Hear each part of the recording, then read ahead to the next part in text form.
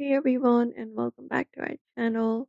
If you'd like to use Telegram bots for automation and you are wondering how to do so, in today's video we will be guiding you through the process. So let's just get started.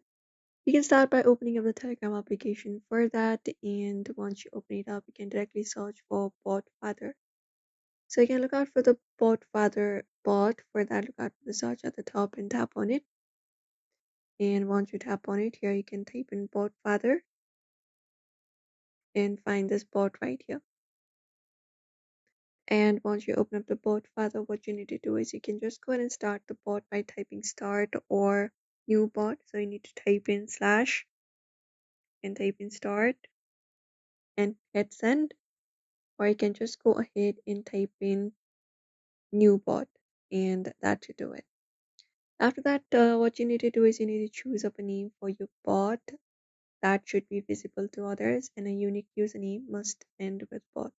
So you can just go ahead and start by setting up name. We can type in slash set name for now, and once you do so, you can change the bot name, or you will directly get the option to change the bot name if you're new to it.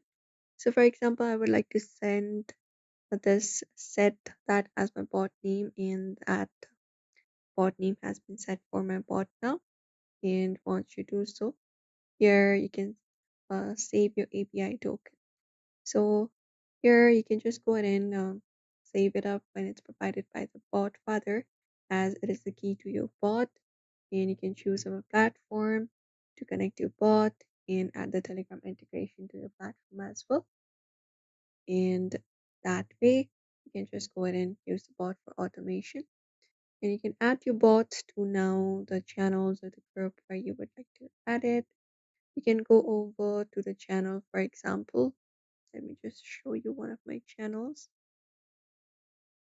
And once you reach over there, you can just go ahead and add the bot as an administrator and select it in your automation platform.